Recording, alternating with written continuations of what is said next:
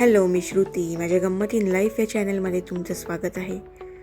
Video मोठा आहे पण इन्फॉर्मेटिव्ह आहे. स्किप न करता पहा. थँक्यू.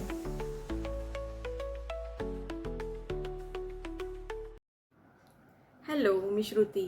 माझ्या गंमत इन लाईफ या चॅनलमध्ये तुम्हा सर्वांचं स्वागत आहे.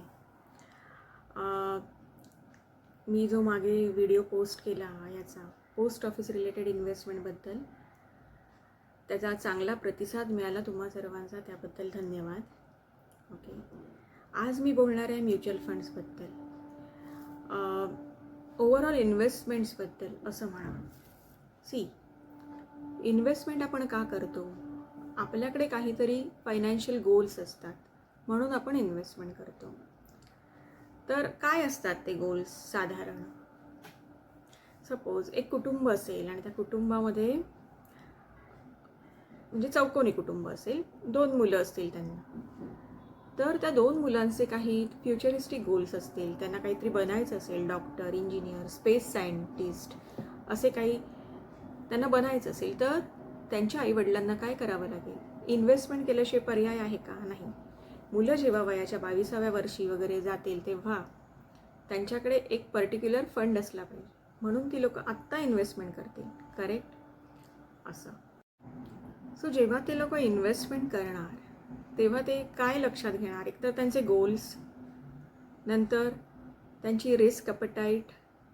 त्यांची रिस्क ॲपेटाईट म्हणजे रिस्क घेण्याची त्यांची किती ॲबिलिटी आहे ते बघणार. ओके, आणि टाईम होरायझन किती लागेल त्याला, या 3 गोष्टी आपण बघतो. असं.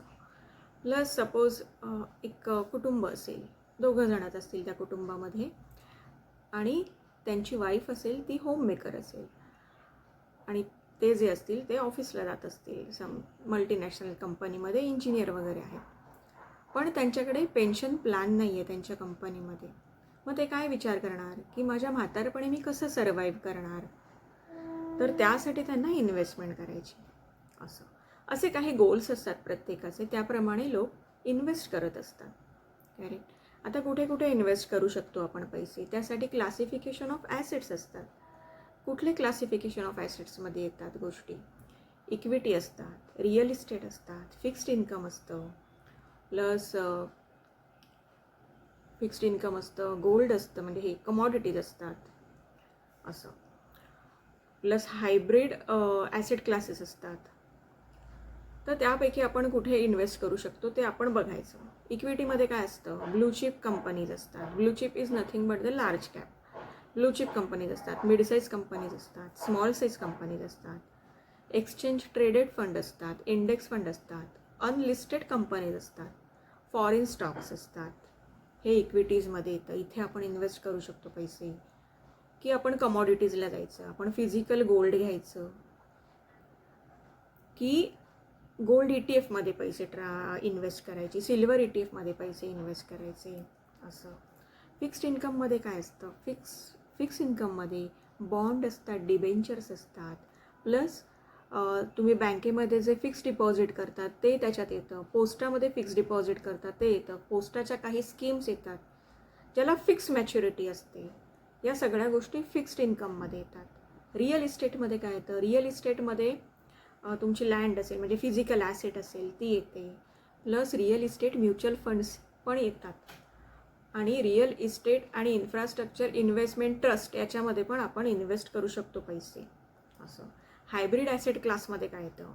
हायब्रिड ॲसेट क्लासमध्ये हायब्रिड म्युच्युअल फंड्स येतात, मल्टी ॲसेट म्युच्युअल फंड्स येतात. असं.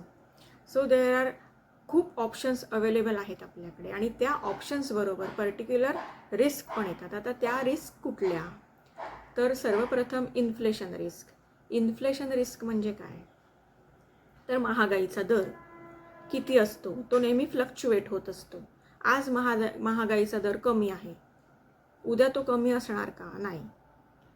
आणि आपण इन्व्हेस्ट केलेले पैसे किती असतात? साधारण 5 वर्ष, 15 वर्ष, 20 वर्ष असे आपण फिक्स्ड इन्कममध्ये इन्व्हेस्ट करून ठेवतो पैसे. तर त्या दरानुसार आपल्याला मिळणार आहेत का? कुठली इन्व्हेस्टमेंट? मी आता फिक्स्ड इन्कमचं बोलते. तर त्या महागाईच्या दरानुसार आपल्या इन्व्हेस्टमेंटचे रिटर्न्स आपल्याला मिळणार आहेत का? या सगळ्या गोष्टी आपण पाहिल्या पाहिजेत. आज आहे दर 3.16%. आजच्या दिवसाला, पण तो तेवढाच राहणार आहे का? नाही. तर त्यानुसार आपल्याला आपले रिटर्न्स मिळाले पाहिजेत. त्याचंही कॅल्क्युलेशन मी देईन, एकतर शॉर्टमध्ये देईन किंवा या व्हिडिओच्या शेवटी तुम्हाला त्याची एक क्लिप दिसेल. ओके, मी रिटर्नमध्ये देईन कसं कसं काढू शकतो आपण, की हा एवढे आपल्याला मिळाले पाहिजेत 5 वर्षांनी पैसे. म्हणजे असंच, जर आज मी एक वस्तू 100 रुपयाला विकत घेते तर 5 वर्षांनी तीच वस्तू मला जवळजवळ 150 रुपये तरी त्या गोष्टीला मोजावे लागतील, कुठलेही प्रोडक्ट सर्व्हिसेस जे असतील ते.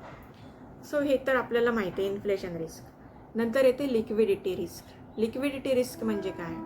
जी फिक्स्ड इन्कममध्ये असते. फिक्स्ड इन्कममध्ये आपले पैसे लॉक राहतात, एका ठराविक पिरियडसाठी ते लॉक इनमध्ये जातात. 3 वर्ष म्हणा, 2 वर्ष म्हणा, आपण हात नाही लावू शकत त्याला. 2 वर्षांनंतर आपण एखादी पेनल्टी वगैरे भरून आपले पैसे परत घेऊ शकतो.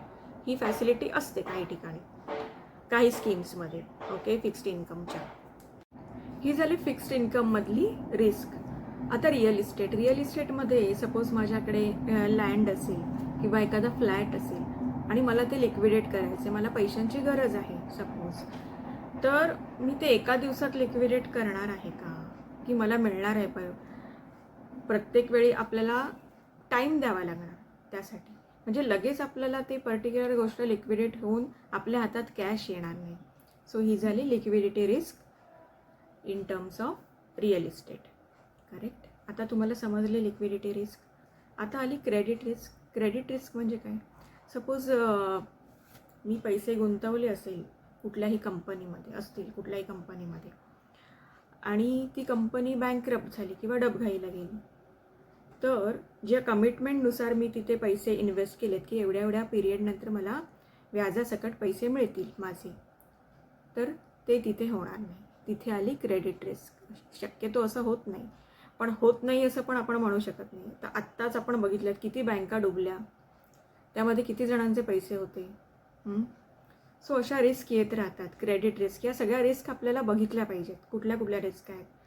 कोऑपरेटिव्ह बँकेमध्ये जास्त पैसे ठेवणं घातक आहे.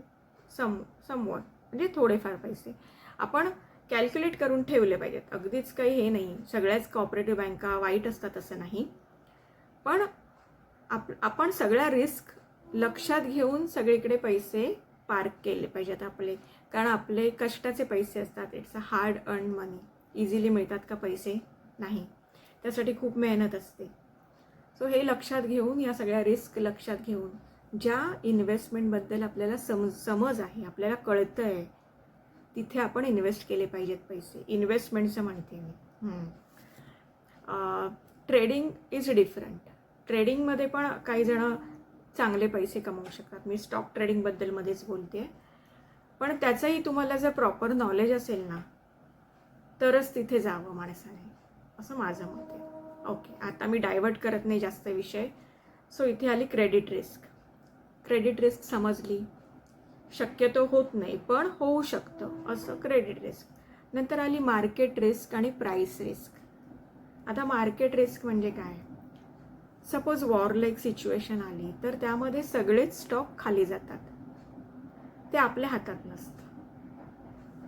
तर कोरोनाची सिच्युएशन पण वॉरपेक्षा काही कमी नव्हती. तेव्हा पण सगळे स्टॉक जवळजवळ खूप वॉलेटाईल होतं मार्केट, आणि खाली जात होते, वर जात होते. पण त्याच्यामध्ये एक होतं, फार्मा स्टॉक्सला तिथे हे मिळालेलं, वरदान मिळालेलं. फार्मा स्टॉक्स खूपच त्यांनी प्रगती केली तिथे. तसं जेव्हा वॉरलाईक सिच्युएशन येते तेव्हा डिफेन्स स्टॉककडे लक्ष द्यायचं. तेव्हा डिफेन्सला चांगले दिवस येतात. म्हणजे असं आत्तापर्यंतच्या एक्सपिरियन्सनुसार मी सांगते. करेक्ट. असं आता डिफेन्स म्युच्युअल फंड तुम्हाला माहिती आहे, HDFCचा डिफेन्स म्युच्युअल फंड आलेला मागे जूनमध्ये आलेला, जून 2023मध्ये. आणि त्या HDFCच्या डिफेन्स फंडने 3-4 महिन्यातच पैसे डबल झाले ज्यांनी लमसम टाकले. करेक्ट. म्हणजे त्याची AUM पण सॉलिड आहे. त्याची AUM, त्या स्कीमची ॲसेट अंडर मॅनेजमेंट 5,000 कोटी आहे. 5,000 कोटी. पण त्यांच्या फंड मॅनेजरला कुठेच कॉम्प्रोमाइज करायचं नाही आहे त्याच्या व्हॅल्युएशनमध्ये वगैरे, म्हणून त्यांनी लमसम जवळजवळ 12 दिवसात बंद करून टाकले लमसम पैसे घेणं. प्लस त्यांनी SIP पण त्यांनी 2024 डिसेंबरमध्ये बंद केल्या, कारण त्यांना कुठे कॉम्प्रोमाइज करायचं नाही आहे त्याच्या क्वालिटीमध्ये. असं क्वालिटी आहे त्याच्यात. तो फंड आहे ना, डिफेन्स फंड, म्हणजे मी आत्तापर्यंत बघितल्यामध्ये इतकं फास्ट कोणामध्ये जर झालं असेल ना हे कुठल्या फंडमध्ये पैसे वसूल, तर तो होता HDFC defence stock. HDFC fund house पण त्याचा एकदम क्लास आहे HDFC. इंडेक्स फंड पण आहे मोतीलाल ओसवालचा, त्याच्यात बघा तुम्ही, पण तो इंडेक्स फंड आहे. तिचं passive in nature, it depend on index, डिफेन्सच्या पूर्ण इंडेक्समध्ये ते आहे आणि तिथे फिक्स पोर्टफोलिओ असतो. त्याच्यामुळे बघा, जमलं तर करा इन्व्हेस्ट तिथे अभ्यास करून स्वतःचा. असं कधी पण आपण कम्पेअर करतो ना, HDFCचा काय, मोतीलाल ओसवालचं काय आहे, म्हणजे त्याच्यामुळे मोतीलाल ओसवालचं पण नाव आलं माझ्या तोंडात. असं ठीक आहे. तर ही झाली मार्केट रिस्कबद्दलची बोलणी. आता प्राईस रिस्क काय असते, काय असतं प्राईस रिस्क? कंपनीची, सपोज मी एका कंपनीमध्ये इन्व्हेस्ट केलेत पैसे, शेअर्सच्या रूपात म्हणा किंवा फंड्सच्या रूपात म्हणा, नाही शेअर्सच्या रूपातच मी करू शकते. तर मी तिथे शेअर्स घेतलेत आणि दुसऱ्या कंपनी पण आहेत तिथे, पियर कंपनीज पण आहेत. पण माझ्या पियर कंपनीने चांगलं परफॉर्म केलं माझे जिथे कंपनी इन्व्हेस्टेड आहेत पैसे त्या कंपनीपेक्षा. त्याच्या प्रोडक्टचा सेल वाढलेला आहे आणि माझा जैसे थे आहे. तर डिमांड कुठल्या कंपनीच्या प्रोडक्टची वाढणार? पियर कंपनीच्या. आणि माझ्या कंपनीच्या प्रोडक्टची व्हॅल्यू कमी होणार. अल्टिमेटली त्याचा इफेक्ट कुठे दिसणार मला? माझ्या शेअर्सच्या व्हॅल्यूमध्ये. असं ही झाली कंपनी स्पेसिफिक रिस्क, जी प्राईसला रिलेटेड आहे प्रोडक्टच्या. दुसरं काय आहे? इंडस्ट्री रिस्क असते. कसं? सपोज गव्हर्नमेंटने कुठली पॉलिसी आणली जी त्या पर्टिक्युलर इंडस्ट्रीच्या किंवा सेक्टरच्या अगेन्स्ट गेली, तर त्याचा परिणाम त्या पूर्ण सेक्टरवर होणार, त्या सेक्टरमध्ये असलेल्या स्टॉक्सवर होणार, त्याच्या सिक्युरिटीजवर होणार आणि अल्टिमेटली आपल्या इन्व्हेस्टमेंटवर होणार. सो या सगळ्या रिस्क झाल्या ज्या कुठल्या इन्व्हेस्टमेंटला धरून येतातच. आता आपण काय बनणार आहोत? Mutual funds. काय असतं mutual fund? Mutual fund is nothing but the professionally managed investment vehicle. याच्यामध्ये खूप सारे प्रोफेशनल्स इन्व्हॉल्व असतात. ओके, डिस्ट्रीब्युटर असतात जे मदत करतात काही जणांना कुठला स्टॉक घ्यायचा, कुठला म्युच्युअल फंड घ्यायचा, तो तुम्हाला कसा फायद्याचा आहे, हे सगळं ते लोक समजावून सांगतात. प्लस त्यांच्या सर्व्हिसेस ते लोक प्रोव्हाइड करतात त्यांच्या प्लॅटफॉर्मवर, डिस्ट्रीब्युटर्स. ओके, फंड मॅनेजर्स असतात. फंड मॅनेजर्स काय करतात? तो पर्टिक्युलर फंड हँडल करतात पूर्णपणे. त्या स्कीमची काय ऑब्जेक्टिव्ह आहे, त्या ऑब्जेक्टिव्हला धरून ते लोक त्यांची स्ट्रॅटेजीनुसार पोर्टफोलिओमध्ये चेंजेस करून ती पर्टिक्युलर स्कीम जास्तीत जास्त प्रॉफिटेबल कशी होईल या गोष्टीकडे त्यांचं लक्ष असतं. तर कन्सेप्ट ऑफ म्युच्युअल फंडमध्ये आपण काय बघणार आहोत? तर काय असतात, काही टर्म्स असतात, काही जणांना ते समजत नाहीत. आता युनिट म्हणजे काय? आता मी पर्टिक्युलर स्कीममध्ये, म्युच्युअल फंडची स्कीम आली आहे, न्यू फंड ऑफर आली आहे, त्याच्यामध्ये मी पैसे इन्व्हेस्ट केले. सपोज मी 10,000 रुपये इन्व्हेस्ट केले, तर मला किती मिळणार? त्याचे युनिट्स 1000 युनिट्स मला मिळणार जवळपास, कारण त्याची फेस व्हॅल्यू नेहमी 10 असते. Face value of the unit is 10 always, ती चेंज नाही होत. हे झालं युनिट आणि फेस व्हॅल्यू. तर युनिट कॅपिटल म्हणजे काय? युनिट कॅपिटल म्हणजे unit into face value is the unit capital. Total units into face value is the unit capital. नंतर रिकरिंग एक्सपेन्सेस. प्रत्येक स्कीम चालवण्यासाठी काही एक्सपेन्सेस येतात. जसं मी बोलले, फीज येतात, प्रोफेशनलच्या फीज येतात, कमिशन फीज येतात. ते सगळे ॲडजस्ट करून तुम्हाला NAVमध्ये तुम्हाला एक पर्टिक्युलर ती NAV दिली जाते तुम्ही इन्व्हेस्ट केल्यानंतर. सो हे रिकरिंग एक्सपेन्सेस तिथे मॅटर करतात. नंतर net asset value. Net asset value म्हणजे काय? Net asset value of the scheme is this असं आपण म्हणतो. सुरुवातीला जी 10 असते त्याच्यानंतर ती जसं प्रॉफिट, जसं true value of the investment, true value of the unit. True value of the unit is the net asset value of that particular scheme. असं कुठल्याही म्युच्युअल फंडची नेट ॲसेट व्हॅल्यू, सपोज ती प्रॉफिटमध्ये निघाली तर मला प्रॉफिटेबल नेट ॲसेट व्हॅल्यू मिळणार. जर ती लॉसमध्ये जात असेल तर मला थोडी कमी नेट ॲसेट व्हॅल्यू मिळणार. ह्याला नेट ॲसेट व्हॅल्यू म्हणतात. आता AUM म्हणजे काय? Asset under management. Sum of all the investors money in that particular scheme is the fund size of that scheme. म्हणजे त्या एक सपोज पर्टिक्युलर फंड असेल, जसं मी मगाशी म्हणाले HDFC डिफेन्स फंड, तर त्यामध्ये सगळ्या इन्व्हेस्टर्सशी मिळून जी फंड साईज आहे ती 5,000 करोड आहे जवळजवळ. So that is the asset under management of that particular fund किंवा ती स्कीमची, असे ते टर्म्स असतात. प्लस मार्क टू मार्केट म्हणजे काय? डेली NAV हे चेंज होत असते, कारण पर्टिक्युलर स्कीममध्ये भरपूर साऱ्या सिक्युरिटीज असतात, वेगवेगळ्या ह्याच्यामध्ये ट्रेड होणाऱ्या, सेक्टरमध्ये ट्रेड होणाऱ्या म्हणा. लार्ज कॅप असतात, स्मॉल कॅप असतात, मिड कॅप असतात, असे वेगवेगळ्या सिक्युरिटीज किंवा वेगवेगळ्या सेक्टर्समध्ये ट्रेड होणाऱ्या सिक्युरिटीज असतात. डेली त्यांची व्हॅल्यू चेंज होते स्टॉक मार्केटमध्ये, करेक्ट, सिक्युरिटी मार्केटमध्ये. तर त्यानुसार आपल्याला एंड ऑफ द डेला एक NAV मिळते. सो डेली बेसिसवरती मार्क टू मार्केट म्हणून म्हणतात. जी NAV असते ती मार्क टू मार्केट असते. ओके. आता क्लासिफिकेशन ऑफ म्युच्युअल फंड्स बघूया. त्याच्यामध्ये कसं असतं, म्युच्युअल फंड्स असतात ते काही ओपन एंडेड स्कीम असतात, ओपन एंडेड फंड असतात, काही क्लोज एंडेड फंड असतात, काही इंटरवल फंड असतात आणि काही ETFs असतात. आता ओपन एंडेड फंड्स म्हणजे काय? तर तुम्ही कधीही एंट्री आणि एक्झिट करू शकता त्या पर्टिक्युलर म्युच्युअल फंडच्या स्कीममध्ये. न्यू फंड ऑफरच्या वेळी तर तुम्ही एंट्री करूच शकता कोणीही. प्लस जेव्हा ते ओपन फॉर ऑल ट्रान्झॅक्शन्स होतं तेव्हा पण तुम्ही एंट्री आणि एक्झिट करू शकता. ट्रान्झॅक्शनसाठी जेव्हा ती स्कीम ओपन होते तेव्हा पण तुम्ही एंट्री आणि एक्झिट करू शकता. त्याच्यामध्ये तुम्हाला लिक्विडिटीचा काही प्रॉब्लेम येत नाही. तसंच क्लोज एंडेड फंड्स असतात. आता क्लोज एंडेड फंड्समध्ये फिक्स मॅच्युरिटीचे फंड्स असतात, ओके, किंवा बॉन्ड्स असतात. तर त्याच्यामध्ये तुम्हाला काय प्रॉब्लेम होतो?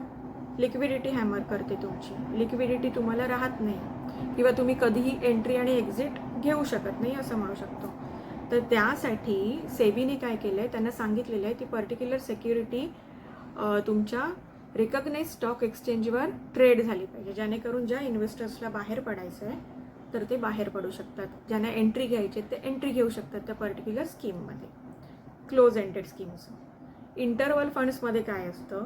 इंटरवलमध्ये न्यू फंड ऑफर येते तेव्हा तर सगळ्यांसाठीच खुली असते. प्लस ती लोक काय करतात, वर्षाला 2 वेळा किंवा एकदा ती स्कीम ओपन करतात सगळ्यांसाठी. जानेवारीच्या 15 दिवस किंवा जुलैचे 15 दिवस, 1 to 15, मॅक्झिमम 15, पण मिनिमम 2 दिवसांसाठी ती ओपन करतात ती स्कीम, जेणेकरून ज्यांना एक्झिट घ्यायचे त्यांना एक्झिट घेता यावी, एंट्री घ्यायची त्यांना एंट्री घेता यावी. आणि इंटरवल फंड्समध्ये पण सेबीने त्यांना सांगितलं आहे की ही जी पर्टिक्युलर सिक्युरिटी आहे ती रिकग्नाइज स्टॉक एक्सचेंजवर ट्रेड झाली पाहिजे, लिस्ट झाली पाहिजे, जेणेकरून ज्यांना बाहेर पडायचं ते बाहेर पडू शकतात इन्व्हेस्टर्स आणि ज्यांना एंट्री घ्यायची ते एंट्री घेऊ शकतात. हे झाले इंटरवल फंड्स. आता आले exchange traded funds. Exchange traded funds म्हणजे काय? हे पॅसिव्ह इन नेचर असतात. हे कुठल्या तरी इंडेक्सवर डिपेंड असतात. सपोज S&P BSE 500चा जो इंडेक्स आहे त्याच्यावर सपोज डिपेंड असेल तर त्याच इंडेक्समध्ये जे असतात फंड्स तेच त्याच्या पोर्टफोलिओमध्ये असतात आणि it's directly image, it's and mirror image to the index. जे ETFs असतात त्याच्यामध्ये जसं तुमचा इंडेक्स परफॉर्म करणार ना तसंच तुमचा ETF परफॉर्म करणार. For example private banks ETF जे आहेत, ICICI Pruचे आहेत, पुन्हा HDFCचं पण आहे प्रायव्हेट बँक्स ETFs. त्याच्यामध्ये बँकेक्स किंवा निफ्टी बँक हे त्यांचे बेंचमार्क आहेत. So these are exactly mirror to the index. म्हणजे जसं मार्केट परफॉर्म करणार ना तसंच ते पण परफॉर्म करणार, ते मार्केटच्या पुढे जाऊन परफॉर्म नाही करणार असं, ओके. तसेच काही ॲक्टिव्हली मॅनेज फंड असतात आणि पॅसिव्ह इन नेचरवाले पण फंड्स असतात. आता ॲक्टिव्हली मॅनेज फंड्स कुठले? जिथे फंड मॅनेजरचा रोल असतो.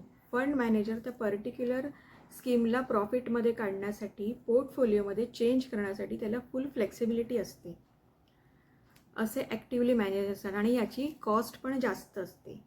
जिथे फंड मॅनेजर इन्व्हॉल्व असतो त्या फंड्सची कॉस्ट जास्त असते. म्हणून इन्व्हेस्टर्सची अपेक्षा जास्त असते त्या फंड्सकडून की नाही हा चांगलाच परफॉर्म केला पाहिजे असं, कारण त्याचे एक्सपेन्सेस जास्त असतात जे इन्व्हेस्टर्सकडून घेतले जातात असं. आणि जे पॅसिव्ह इन नेचर असतात त्याचं मी आत्ताच तुम्हाला एक उदाहरण सांगितलं. जे ETFs आहेत, इंडेक्स फंड्स आहेत, ते पॅसिव्ह इन नेचर असतात. फंड मॅनेजर तिथे असतो पण त्याचा रोल नसतो. तो फारसे तिथे चेंजेस नाही करू शकत असं. तिथे इंडेक्सचाच रोल येणार. जसं इंडेक्स परफॉर्म करणार तसे ते परफॉर्म करणार ते पर्टिक्युलर फंड्स असं. So they are passive in nature. म्हणजे ॲक्टिव्ह आणि पॅसिव्ह असे 2 टाईपचे फंड्स आहेत. तसंच आता आपण म्युच्युअल फंड कॅटेगरायझेशन बघूया. ओके. म्युच्युअल फंड कशामध्ये इन्व्हेस्टमेंट करतं, म्हणजे कुठल्या स्कीम्स असतात त्यांच्याकडे. कुठल्या असतात, इक्विटी स्कीम्स असतात, डेट स्कीम्स असतात, हायब्रिड स्कीम्स असतात. तर इक्विटी स्कीम्समध्ये काय असतं, इक्विटी स्कीम्समध्ये कुठल्या स्कीम्स असतात, फंड्स असतात. इक्विटी स्कीममध्ये मल्टीकॅप फंड असतात. किती असतात मल्टीकॅप फंडमध्ये, इक्विटीसाठी किती जागा असते, तर मल्टीकॅप फंडमध्ये मिनिमम इक्विटी 75% इन्व्हेस्ट करू शकतं. म्हणजे त्यांना तसं सांगितलेलं सेबीने की 75% पोर्शन हा मिनिमम इक्विटी स्कीमला गेला पाहिजे. म्हणजे इक्विटी शेअर्स, इक्विटी सिक्युरिटीजसाठी इन्व्हेस्टेड राहायला पाहिजे. आणि बाकीचा तुम्ही कुठेही ॲडजस्ट करू शकता, डेटमध्ये, डेट रिलेटेड इन्स्ट्रुमेंट्समध्ये असं. तर मल्टीकॅपमध्ये 25% लार्ज कॅप, 25% मिड कॅप आणि 25% स्मॉल कॅप असं कॅटेगरायझेशन असतं. तसंच लार्ज कॅप आणि मिड कॅप पण असतं. लार्ज कॅप आणि मिड कॅप फंडमध्ये 35% मिनिमम लार्ज कॅप आणि 35% मिड कॅप असं कॅटेगरायझेशन असतं.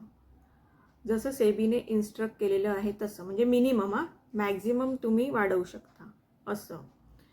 तसंच स्मॉल कॅपमध्ये आहे 65%, मिड कॅपमध्ये आहे 65%. म्हणजे 65% इक्विटी आणि इक्विटी रिलेटेड इन्स्ट्रुमेंट्समध्ये मिनिमम इन्व्हेस्टमेंट झाली पाहिजे. त्यासाठी काही पर्सेंटेजेस असतात असं. आणि बाकीचं जे आहे ते तुम्ही ॲडजस्ट करू शकता असं. पण मल्टीकॅपमध्ये काय आहे, मल्टीकॅपमध्ये 25% मिनिमम तुम्हाला करायचेच आहेत. कशामध्ये, लार्ज कॅप, स्मॉल कॅप आणि मिड कॅपमध्ये तिघांवर 25% तुम्हाला द्यायचेच आहेत. त्याच्यामध्ये नाही तुम्ही हे करू शकत. 25% ॲलोकेट झालेच पाहिजे असं मिनिमम. आणि मॅक्झिमम कितीही. तर मल्टीकॅपचं हे एक आहे. सांगते पुढे मल्टीकॅप आणि फ्लेक्सिबल कॅपमध्ये काय डिफरन्स आहे ते असं. आणि नंतर आहे dividend yield scheme. Dividend yield स्कीममध्ये पण तुम्ही 80% मिनिमम इक्विटी रिलेटेड इन्स्ट्रुमेंटमध्ये त्या सेबीने सांगितल्याप्रमाणे स्कीमला तेवढं त्यांचं पोर्शन ठेवावं लागणार आहे असं. आणि बाकीचे 20% they can invest in that debt and debt related securities किंवा कॉर्पोरेट बॉन्ड्स वगैरे. ते लोक काही ॲड करू शकतात. ते आपल्यापर्यंत नाही आहे. ते त्यांना कॅटेगरायझेशन दिलेलं आहे तसं ते लोक इन्व्हेस्ट करणार तिथे आणि ती स्कीम मार्केटमध्ये येणार असं. म्हणून असतं ना multi cap fund, small cap, mid cap fund, large cap funds. मग त्यानुसार आपण इन्व्हेस्ट करतो. करेक्ट. फोकस्ड फंड म्हणजे काय की 30 स्टॉक्स कुठलेही, mid cap, small cap, large cap यातले कुठलेही 30 स्टॉकवर त्यांना फोकस करायचे. तर त्यांना ते सांगावं लागतं सेबीला की कुठल्या ह्याच्यावर तुम्ही फोकस केले, multi cap, large cap, small cap की मिड कॅप. ते त्यांना सांगावं लागतं आणि आपल्यालाही सांगावं लागतं, जेणेकरून आपण त्या स्कीममध्ये इन्व्हेस्ट करायचं की नाही हे ठरवू शकतो असं. सेक्टरल किंवा थेमॅटिक त्याच्यात पण आपण डोकं लावून इन्व्हेस्ट करू शकतो. डोकं लावून म्हणजे काय म्हणते मी की आपण बघू शकतो की हां आता कशाला येणार आहे जास्त हे डिमांड. आपण पेपर वाचतो किंवा आपण ऑनलाईन न्यूज बघतो किंवा टी व्हीच्या न्यूज बघतो, काही ठराविक चॅनल्स आहेत ते बघतो, त्याच्यानुसार आपल्याला कळतं की हां आता या सेक्टरला डिमांड येणार आहे, मग तसं आपण त्या सेक्टरमध्ये इन्व्हेस्ट करू शकतो. तर सेक्टरलमध्ये पण आय थिंक सेक्टरलमध्ये पण 80% इक्विटी आणि इक्विटी रिलेटेड इन्स्ट्रुमेंट्समध्ये सिक्युरिटीज तिथे पाहिजेत. त्या सिक्युरिटीज तिथे पोर्टफोलिओमध्ये पाहिजेत असं सेबीने सांगितलेलं आहे त्यांना. मग ते कसंही तुम्ही ॲडजस्ट करा असं. प्लस ELSS आहे, equity link saving schemes. Okay, तिथे पण 80% तुमचं जे आहे ते सिक्युरिटीज पाहिजेत, त्या इक्विटी आणि इक्विटी रिलेटेड पाहिजेत. पण ELSSमध्ये 3 वर्षांचा लॉक इन पिरियड आहे, हे विसरू नका. टॅक्स बेनिफिट पण आहे, पण लॉक इन पिरियड आहे तिथे. सो ते जास्त मला तरी अपील नाही करत. Okay, sectoral is good. If तुमचं जर थिंकिंग व्यवस्थित जात असेल तर सेक्टरल नक्कीच तुम्हाला प्रॉफिटमध्ये काढतो. जसं मी डिफेन्सचं सांगितलं, तेच हल्लीचं ताजं उदाहरण आहे डोक्यात, कारण खरंच अतिशय उत्कृष्ट रीतीने परफॉर्म झालेला आहे तो पर्टिक्युलर फंड. त्याच्यानंतर कॉन्ट्रा फंड आणि व्हॅल्यू फंड हे पण येतात. कॉन्ट्रा फंडचं कॉन्ट्रारियन त्याचं हे असतो, ॲटिट्यूड असतो त्या पर्टिक्युलर म्युच्युअल फंडचा. काही जण नाही का कॉन्ट्रा ट्रेड घेतात, त्या प्रकारे त्याचा कॉन्ट्रारियन व्ह्यू असतो. सो त्याप्रमाणे त्याच्यामध्ये स्टॉक्स आणि सिक्युरिटीज असतात पोर्टफोलिओमध्ये. आणि हे सगळं आपण जेव्हा न्यू फंड ऑफर येते तेव्हा SIDमध्ये सगळं येतं. आपण नीट वाचायचं ती SID स्कीम इन्फॉर्मेशन डॉक्युमेंट असते ती. त्याच्यामध्ये पोर्टफोलिओ पण येतो, कॅटेगरायझेशन येतं, कुठल्या इंडस्ट्रीला किती % त्यांनी इन्व्हेस्टमेंटचे दिलेले आहेत ऑप्शन्स असे. म्हणजे डायव्हर्सिफाईड असतो म्युच्युअल फंड. त्याच्यामुळे आपण म्युच्युअल फंडला वळतो ना, आपल्याला आयतं मिळतं, आयतं डायव्हर्सिफाईड पोर्टफोलिओ मिळतो, जिथे आपल्याला डोकं नाही लावायचं. आपल्याला फक्त डोकं कुठे लावायचं की कुठला फंड आपल्याला सिलेक्ट करायचं आहे तिथे. त्यासाठी ही वरची इन्फॉर्मेशन होती. आता फ्लेक्सी कॅप फंडमध्ये पण 65%, फ्लेक्सी कॅपमध्ये 65 नाही, फ्लेक्सी कॅपमध्ये 80% ऑफ द इन्व्हेस्टमेंट असते सिक्युरिटीजमध्ये, ती इक्विटी आणि इक्विटी रिलेटेड इन्स्ट्रुमेंट्समध्ये असते. आता फ्लेक्सी कॅप आणि मल्टी कॅप फंडमध्ये डिफरन्स काय आहे? फ्लेक्सी कॅपमध्ये फंड मॅनेजरला फुल अथॉरिटी असते, फुल फ्लेक्सिबिलिटी असते, तो पोर्टफोलिओ चेंज करू शकतो. Multi cap, small cap, large cap, small cap तो हलवू शकतो की कुठे मला जास्त इन्व्हेस्ट करायचे, जेणेकरून माझी स्कीम प्रॉफिटमध्ये मला काढायची आणि इन्व्हेस्टरला पैसे मिळवून द्यायचे असं. तो फ्लेक्सी कॅपमध्ये हा फायदा असतो. मल्टी कॅपमध्ये त्याचा रोल नाही आहे. मल्टी कॅपमध्ये कसं आहे, मल्टी कॅपमध्ये एवढं ॲलोकेशन एवढ्याला गेलंच पाहिजे. म्हणजे 25% लार्ज कॅपला गेलंच पाहिजे, 25% स्मॉल कॅपला गेलंच पाहिजे आणि 25% मिड कॅपला गेलंच पाहिजे. तिथे तो हलवू शकत नाही. त्याचे ॲलोकेशन्स मिनिमम आहे ना, ते मिनिमम 25% पाहिजे. सो हा डिफरन्स आहे. म्हणजे ते पॅसिव्ह इन नेचर आहेत मल्टी कॅप आणि फ्लेक्सी कॅप हे ॲक्टिव्ह इन नेचर आहेत, जिथे फंड मॅनेजरचा रोल आहे असं. सो हे मी आज जस्ट एक ब्रीफिंग दिलं. मी पुढच्या व्हिडिओमध्ये घेऊन येईन की कुठे आपल्याला इन्व्हेस्ट केले पाहिजे, आपल्याला कुठले फंड चूज केले पाहिजे, आणि मी माझे पण फंड्स देईन तेव्हा. म्हणजे मी कुठले फंड मी लाईक करते किंवा कुठल्या फंडमध्ये जास्त कॅपिटल अप्रिसिएशन मिळेल आपल्याला म्युच्युअल फंड्समध्ये, हेही मी सांगेन. ओके, आणि माझं चॅनल जर आवडत असेल तर नक्कीच गंमत इन लाईफ हे माझ्या चॅनलचे नाव आहे. याच्यामध्ये travel vlogs plus investment related असं डिस्कशन्स वगैरेचे व्हिडिओज येत राहतील, प्लस कुकिंग रेसिपीज हे पण आहेतच. सो मोस्टली ट्रॅव्हल आणि इन्व्हेस्टमेंट याच्याकडे मी जास्त लक्ष देईन. Okay, thanks for watching. असंच व्हिडिओ बघत राहा. मी पुढचा व्हिडिओ नक्की घेऊन येईन, तोही असाच इन्फॉर्मेटिव्ह असेल आणि त्याच्यामध्ये मी काही म्युच्युअल फंड तुम्हाला देईन जे चांगले कॅपिटल अप्रिशिएट करू शकतात असे. Okay, thank you so much, bye. मी जे इन्फ्लेशनबद्दल बोललेले आणि त्याच्यात एक क्लिप टाकेन असं म्हणालेले, तर इन्फ्लेशन ॲडजस्ट होऊन आपल्याकडे कसे रिटर्न येतात हे आपल्याला इंडेक्सेशनमध्ये पण कळतं.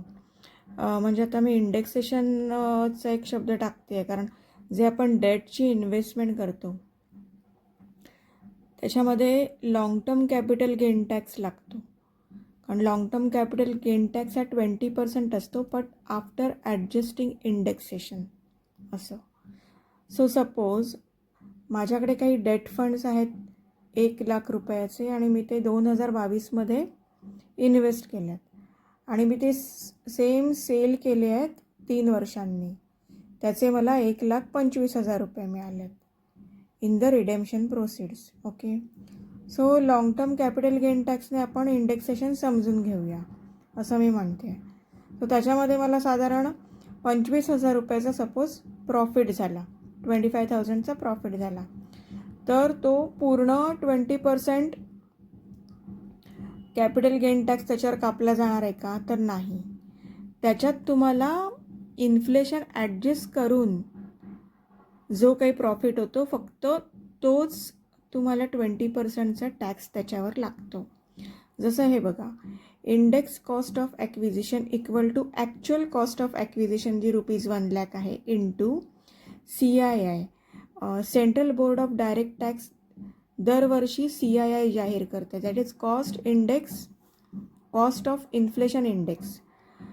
तो इयर ऑफ सेलला किती होतं त्याचा नंबर आणि divide by CII in the year of purchase.